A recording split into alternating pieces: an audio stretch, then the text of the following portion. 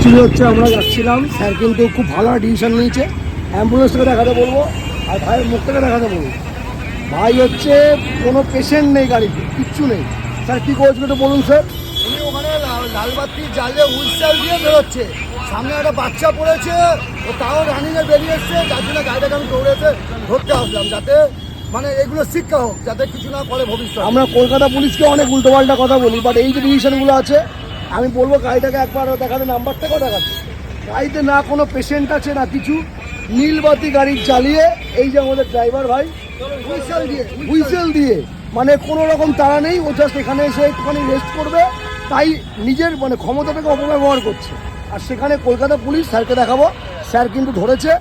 Sir এখন কি সাজা কি হবে স্যার? স্যার আমি সার্জেনের কাছে নিয়ে যাবো, উনি যেটা ভালো মন্দ বুঝবেন করবেন, একদম উনি ছেড়ে দেবেন, ধরবেন ওনার ব্যাপারে। একদম খুব ভালো ডিসিশন স্যার। আমি চাই যাতে এর একটা শিক্ষাও যাতে দ্বিতীয়বার না এরকম কোনো কিছু করে। তোমার কি তাড়া ছিল ভাই, একটু বলবে তোমার কি তাড়া ছিল? আরে দাদা বললাম তো কিছু তারা ছিল না, তাহলে এরকম ভাবে হুইসেল দিয়ে তোমার বললাম তো রাস্তা ফাঁকা ছিল আমি চলে আসলাম, এটাই তো কোনো সিগন্যাল ছিল তো, ভুল আছে তো তুমি মানুষ, এটা স্যারকে বলো। চলুন স্যার চলুন।